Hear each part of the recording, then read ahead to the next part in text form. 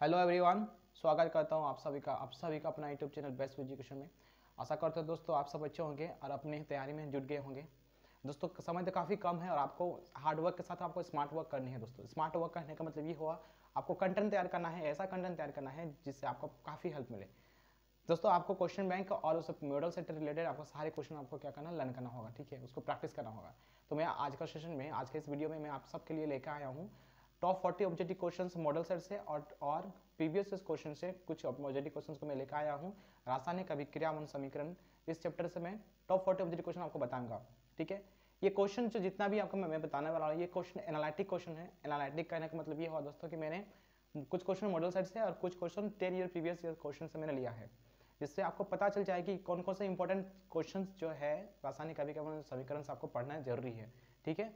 तो जरा सा भी वीडियो को स्किप मत करिए, कॉन्सेंट्रेट होकर सभी क्वेश्चन को ध्यान से सुनिए और उसको अपने कॉपी में नोट डाउन करिए ताकि आपको हेल्पफुल लगे, ठीक है। तो चलिए आइए हम लोग स्टार्ट करते हैं। सबसे पहला क्वेश्चन देखते हैं। सबसे पहला क्वेश्चन आपको दोस्तों स्क्रीन में दिख रहा होगा। क्या दिया है सबसे पहला क्वेश्चन कि दिए गए प्रक्रम में कौन उष्माक्षेपी है। आपको कुछ ऑप्शन नीचे दिए गए, इसमें से बताना होगा कि कौन सा उष्माक्षेपी है। सबसे पहले तो दोस्तों आपको उष्माक्षेपी के बारे में जानना जरूरी होगा। उष्माक्षेपी अभिक्रिया क्या होती है? वह रासायनिक अभिक्रिया जिसमें अभिक्रिया के बाद उष्मा उत्पन्न होती है, ठीक है, या फिर उष्मा वृद्धि होती है, हम कह सकते हैं, उसे हम उष्माक्षेपी अभिक्रिया कहते हैं। आपको ऑप्शन दिया है शोषण, पाचन, उत्सर्जन, संवहन। इसमें से कौन सा किसमें उष्माक्षेपी का अभिक्रिया होता है? तो उष्माक्षेपी की बात की जा रही है, उसमें उष्माक्षेपी यानी कि उसमें ऑक्सीजन हमारे ऐड हो जाता है। तो शोषण जो प्रक्रिया है इसमें हम ऑक्सीजन का यूज करते हैं, यानी कि शोषण हमारा उष्माक्षेपी अभिक्रिया है। दोस्तों इसका राइट आंसर होगा ऑप्शन ए। शोषण हमारी क्या है? उष्माक्षेपी अभिक्रिया है, क्योंकि शोषण की प्रक्रिया में हम क्या करते हैं, ऑक्सीजन लेते हैं, यानी ऑक्सीजन हम क्या कर रहे हैं, अपने शरीर में ऐड कर रहे हैं। पाचन की क्रिया में ऑक्सीजन को ऐड करते हैं, तो ये उष्माक्षेपी अभिक्रिया कहलाएगी, शोषण उष्माक्षेपी अभिक्रिया कहलाएगी। आगे बढ़ते हैं, क्वेश्चन नंबर 2 देखते हैं। क्वेश्चन नंबर 2 में आपसे पूछा है कि जंग लगना किस प्रकार की अभिक्रिया है। आपको बताना है जो जंग लगती है, जंग लगना किस प्रकार की अभिक्रिया है। जंग लगना जो है ना दोस्तों, वो रेडॉक्स अभिक्रिया है। कौन सी अभिक्रिया है? वो रेडॉक्स अभिक्रिया है। इसका आंसर होगा रेडॉक्स अभिक्रिया, ऑप्शन ए, ठीक है। नेक्स्ट क्वेश्चन आगे बढ़ते हैं, क्वेश्चन नंबर 3 देखते हैं। क्वेश्चन नंबर 3 में आपसे क्या पूछा है, दिए गए अभिक्रिया में किस पदार्थ का उपचयन हो रहा है। उपचयन का मतलब क्या होता है दोस्तों? जिसमें ऑक्सीजन का जुड़े, है ना, ऐसी रासायनिक अभिक्रिया जिसमें अभिक्रिया के बाद जिस तत्व के साथ ऑक्सीजन जुड़ता है उसे हम कहते हैं क्या? उपचयन अभिक्रिया। तो जैसे आप यहाँ पे समीकरण आपको दिया हुआ है ZnO+C, ठीक है।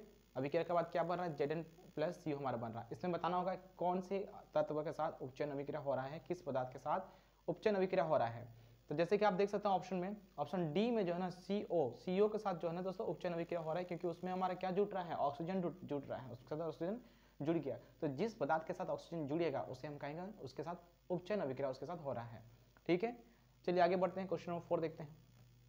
क्वेश्चन नंबर 4 आपसे पूछा है, दिए गए कौन सा रासायनिक समीकरण संतुलित है। आपको कुछ रासायनिक समीकरण आपको दिए गए ऑप्शन में, उसके कुछ केमिकल रिएक्शन दिए गए हैं, इसमें से आपको बताना होगा कौन सा बैलेंस केमिकल इक्वेशन है, ठीक है। संतुलित रासायनिक समीकरण कौन सा है आपको बताना होगा।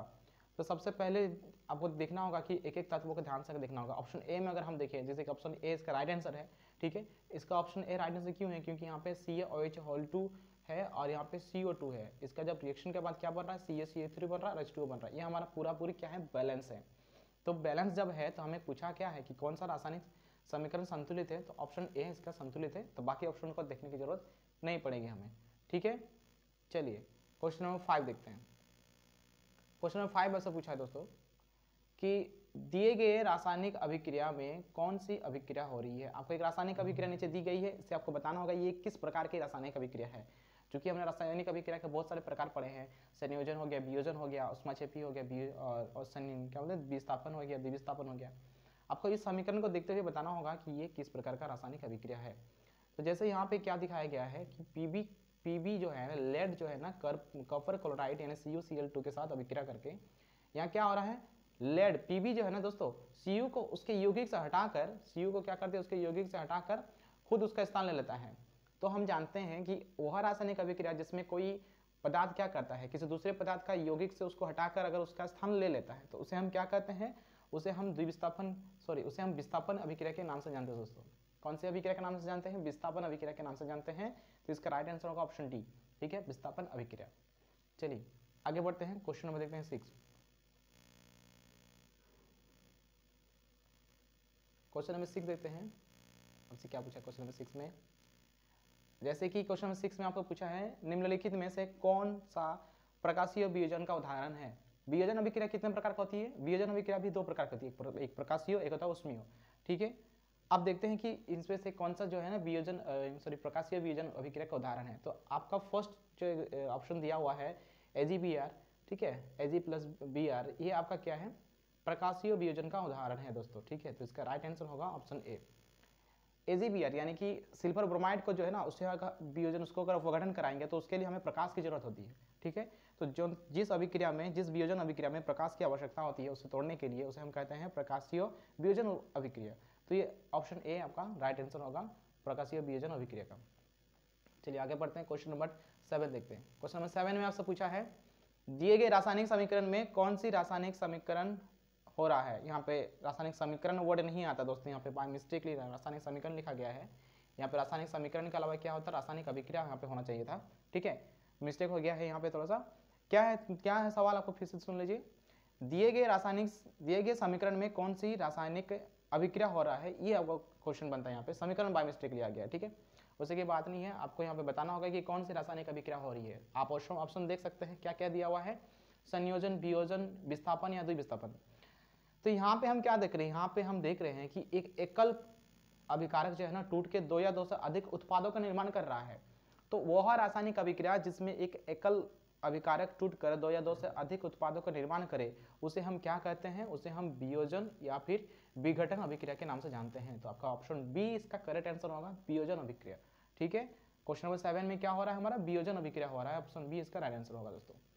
चलिए आगे बढ़ते हैं, क्वेश्चन नंबर 8 देखते हैं। क्वेश्चन नंबर 8 में आपसे पूछा है, यहाँ पे फिर से आपको संतुलित रासायनिक समीकरण का उदाहरण दिया गया है। क्या है सवाल, निम्नलिखित में से कौन सी रासायनिक अभिक्रिया संतुलित है। नीचे कुछ ऑप्शंस आपको दिया गया है, इसमें से आपको बताना होगा कौन सा रासायनिक अभिक्रिया जो है ना संतुलित है। जिस प्रकार आप देख सकते हैं कि आप यहाँ जैसे देखेंगे कि यहाँ Na2 है और हमारे यहाँ Na है, ये तो हमारा बैलेंस नहीं है। ठीक है, ऑप्शन ए हमारा बैलेंस नहीं है, ये नहीं होगा।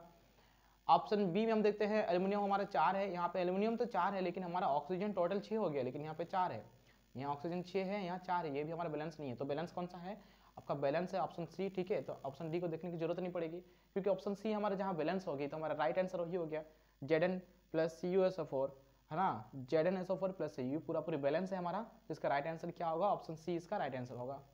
नेक्स्ट आगे बढ़ते हैं, क्वेश्चन नंबर 9 को समझते हैं। क्वेश्चन नंबर 9 में इसमें आपसे पूछा है विकृत गंधिता कौन सी अभिक्रिया के कारण होता है। विकृत गंधिता, तो विकृत गंधिता क्या है दोस्तों, विकृत गंधिता एक रासायनिक अभिक्रिया है। किस तरह की रासायनिक अभिक्रिया है, जिसमें तेल या वसा युक्त पदार्थ को अगर हम बहुत दिनों तक रखते हैं तो उससे क्या होता है, एक दुर्गंध उत्पन्न होती है। ये जो दुर्गंध उत्पन्न होती है इस घटना को विकृत गंधिता कहा जाता है। और ये जो घटना है, ये जो विकृत गंधिता है, कौन सी अभिक्रिया के कारण होता है, ये होता है आपका उपचयन अभिक्रिया के कारण होता है। ठीक है, तो इसका राइट आंसर क्या होगा दोस्तों, उपचयन अभिक्रिया, ऑप्शन ए इसका राइट आंसर होगा, उपचयन अभिक्रिया के कारण ये होता है। चलिए नेक्स्ट आगे बढ़ते हैं, क्वेश्चन नंबर हम लोग देखते हैं 10। क्वेश्चन नंबर 10 आपसे क्या पूछा गया है, जैसे कि आप देख सकते हैं स्क्रीन पे क्वेश्चन नंबर 10 को। क्वेश्चन नंबर 10 आपसे पूछा है चूल्हे से सफेदी करते समय चूना में पानी डालने पर उष्मा निकलती है, इसमें कौन सी अभिक्रिया होती है। जब चूना को हम पानी में डालते हैं तो उसमें वो अभिक्रिया जो होता है उसमें वो किस तरह का अभिक्रिया होता है, ये आपको बताना होगा। तो जैसे हम चूना को पानी में डालते हैं दोस्तों, आप लोगों ने देखा होगा कि चूना को जैसे पानी में डाला जाता है वो ना उबलने लग जाता है। उबलना मतलब क्या, उष्मा उत्पन्न कर रहा है, तो वो उष्मा क्षेपी अभिक्रिया हो गया। साथ ही साथ क्या हो गया, उष्मा क्षेपी तो हो रहा है, साथ साथ ये संयोजन भी अभिक्रिया हो रही है, क्योंकि हम क्या कर रहे हैं, चूना को पानी के साथ मिला रहे हैं। तो 2 या 2 से अधिक पदार्थ को जब हम मिलाते हैं उनसे जो कोई उत्पाद बनता है उस अभिक्रिया को हम संयोजन अभिक्रिया कहते हैं। इसका मतलब ये हुआ दोस्तों कि इसमें उष्मा क्षेपी अभिक्रिया तो हो ही रही है, साथ साथ में क्या हो रही है, संयोजन अभिक्रिया भी हो रही है। तो इसका ऑप्शन ए राइट आंसर होगा, क्या, उष्मा क्षेपी संयोजन अभिक्रिया इसके साथ हो रही है। ठीक है, चलिए नेक्स्ट आगे बढ़ते हैं, क्वेश्चन नंबर 11 देखते हैं। क्वेश्चन नंबर 11 में आपसे पूछा है लोहे की कील को कॉपर सल्फेट के विलयन में डालने पर कॉपर सल्फेट के विलयन का नीला रंग धूरस हो जाता है, इस प्रक्रिया में कौन सी अभिक्रिया हो रही है, ये बताना है। पूछा है दोस्तों कि जब लोहे के कील को हम कॉपर सल्फेट के विलयन में डालते हैं तो कॉपर सल्फेट का जो नीला रंग है वो धूरस हो जाता है, नीला रंग हट के मतलब थोड़ा फीका पड़ जाता है। तो फीका क्यों होता है ये आपको बताना होगा।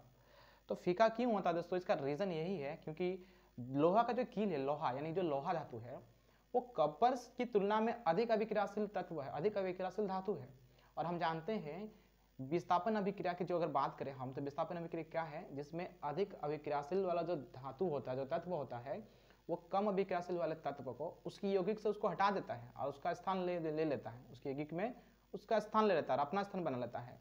तो इसमें जो है ना दोस्तों विस्थापन अभिक्रिया हो रहा है, क्योंकि लोहा क्या करेगा, कॉपर सल्फेट से कॉपर को हटा देगा और खुद उसका सॉल्यूशन में मिल जाएगा, उसका यौगिक बना लेगा। ठीक है, तो इसमें विस्थापन अभिक्रिया हो रहा है।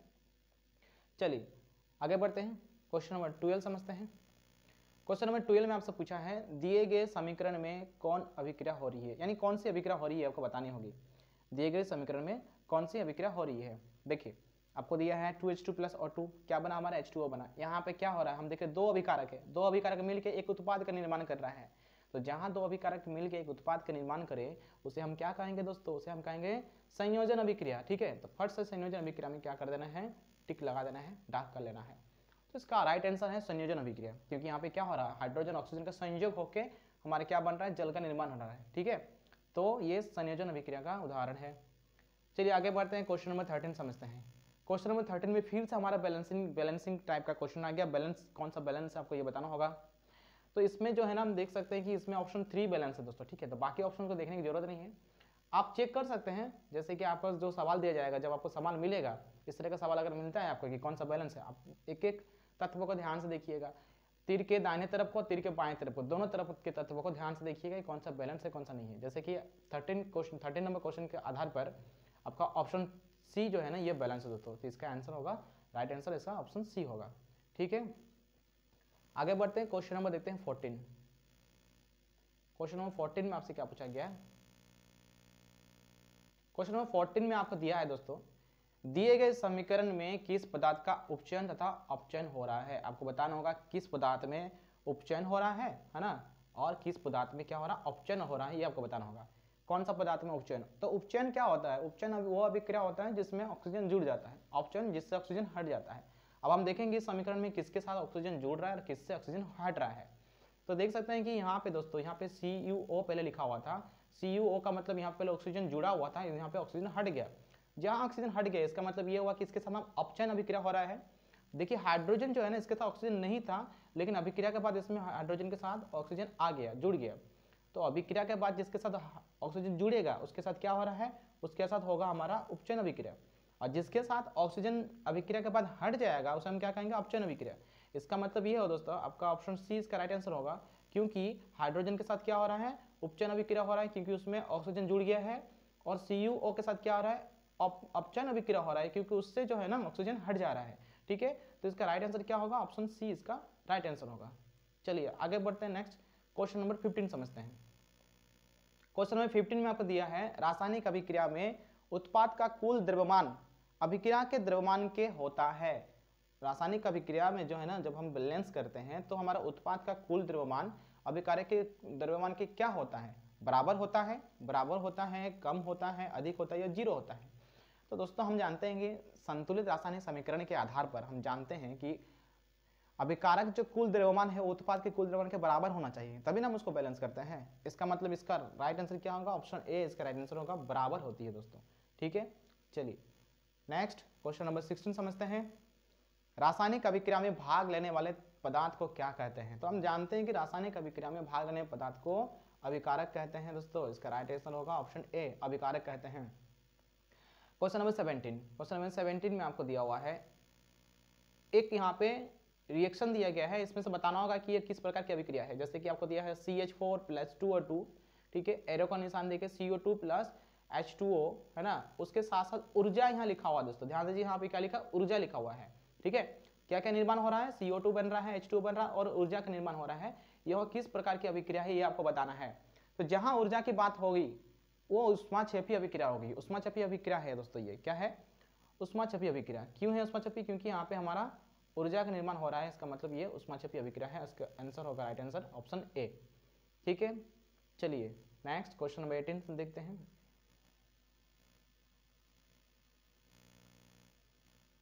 क्वेश्चन नंबर 18 में आपसे लिखा है, निम्नलिखित में से किस अभिक्रिया में दो अलग अलग परमाणु या परमाणुओं के समूह का आपस में आदान प्रदान होता है। क्वेश्चन ध्यान से मैं समझ लीजिए फिर से, आपको क्या पूछा है, निम्नलिखित में से किस अभिक्रिया में दो अलग अलग परमाणु या परमाणुओं के समूहों का आपस में आदान प्रदान होता है? कौन सा ऐसा रासायनिक अभिक्रिया है जिसमें अलग अलग दो परमाणुओं का समूह का क्या होता है, आपस में आदान प्रदान होता है? तो आदान प्रदान करने की जो प्रक्रिया है दोस्तों, वो सिर्फ और सिर्फ द्विविस्थापन अभिक्रिया में ही होता है। द्विविस्थापन अभिक्रिया क्या है? वह रासायनिक अभिक्रिया जिसमें अभिकारक और उत्पादक जो है अपने मूलकों का आदान प्रदान करते हैं। ठीक है, अपने समूह के, अपने परमाणु के समूह के क्या करते हैं, आदान प्रदान करते हैं, उसे हम द्विविस्थापन अभिक्रिया कहते हैं। तो इसका राइट आंसर होगा ऑप्शन डी, द्विविस्थापन अभिक्रिया। ठीक है, क्वेश्चन नंबर 19 देखते हैं। क्वेश्चन नंबर 19 आपसे पूछा है, रासायनिक अभिक्रिया को संतुलित किस नियम के आधार पर किया जाता है? देखिए काफी अच्छा क्वेश्चन दिया हुआ है आपको दोस्तों, है ना। कौन सा गुण के आधार पर, कौन सा नियम के आधार पर हम रासायनिक अभिक्रिया को संतुलित करते हैं? तो दोस्तों हम द्रव्यमान संरक्षण के नियम के आधार पर क्या करते हैं, रासायनिक अभिक्रिया को संतुलित करते हैं। तो इसका राइट आंसर होगा दोस्तों, क्या होगा राइट आंसर? ऑप्शन ए इसका राइट आंसर होगा, द्रव्यमान संरक्षण के नियम के अनुसार। ठीक है, चलिए नेक्स्ट देखते हैं क्वेश्चन नंबर 20। क्वेश्चन नंबर 20 हमारा लास्ट क्वेश्चन है। इसके बाद हम लोग नेक्स्ट वीडियो में और 20 क्वेश्चन को करेंगे। ठीक है, चलिए क्वेश्चन नंबर 20 समझते हैं। क्या लिखा है? उपचयन से। उपचयन से देने के बाद ऑप्शन को पढ़िएगा क्या पूछा है। उपचयन से क्या होती है? क्या ऑक्सीजन की वृद्धि होती है और हाइड्रोजन की वृद्धि होती है, ऑक्सीजन की कमी होती है, ऑक्सीजन और हाइड्रोजन दोनों की वृद्धि होती है। आपको ये पूछ रहा है यहाँ पे कि उपचयन अभिक्रिया में क्या होता है, ऑक्सीजन की वृद्धि होती है, ना हाइड्रोजन की वृद्धि होती है, ऑक्सीजन की कमी होती है, ना हाइड्रोजन और ऑक्सीजन दोनों की वृद्धि होती है, ये बताना होगा। तो उपचयन अभिक्रिया में दोस्तों सिर्फ और सिर्फ क्या होता है, ऑक्सीजन की वृद्धि होती है। ठीक है, क्या होती है? ऑक्सीजन की वृद्धि होती है, हाइड्रोजन की कमी होती है। यहाँ पे ऑप्शन क्या होगा? ऑप्शन ए इसका राइट आंसर होगा, ऑक्सीजन की वृद्धि होती है। ठीक है, तो दोस्तों ये था हमारा आज का 20 क्वेश्चन। और नेक्स्ट 20 क्वेश्चन हम नेक्स्ट पार्ट के वीडियो में करेंगे। आपको अगर इस क्वेश्चन, जितना भी क्वेश्चन मैंने अभी बताया, इसमें से कोई भी डाउट है आप मुझे कमेंट सेक्शन में पूछ सकते हैं, कोई भी सवाल आप कर सकते हैं। ठीक है, आशा करता हूँ आपको क्वेश्चंस अच्छे लगे होंगे। इस वीडियो को आप शेयर करिए, ज़्यादा से ज़्यादा अपने दोस्तों तक फैलाइए, ताकि उन्हें भी पता चले कि रासायनिक अभिक्रिया और उसके समीकरण से कौन कौन से टॉप 40 ऑब्जेक्टिव क्वेश्चन उनके लिए पढ़ना जरूरी है दोस्तों। ठीक है, आप अपने तैयारी को करते रहिए कंटिन्यू। और इस वीडियो का पूरा PDF आपको हमारे टेलीग्राम ग्रुप में मिल जाएगी, जो कि मैं डिस्क्रिप्शन में डाल दूंगा। टेलीग्राम का लिंक आपका डिस्क्रिप्शन में डाल दूंगा। ठीक है, आज का सेशन इतना देखे रहते हैं दोस्तों। धन्यवाद आप सभी का वीडियो के लास्ट तक बने रहने के लिए। चैनल को सब्सक्राइब करिए दोस्तों, और ज़्यादा से इसको शेयर करिए और सपोर्ट करिए दोस्तों। ठीक है, तब तक के लिए धन्यवाद दोस्तों आप सभी का।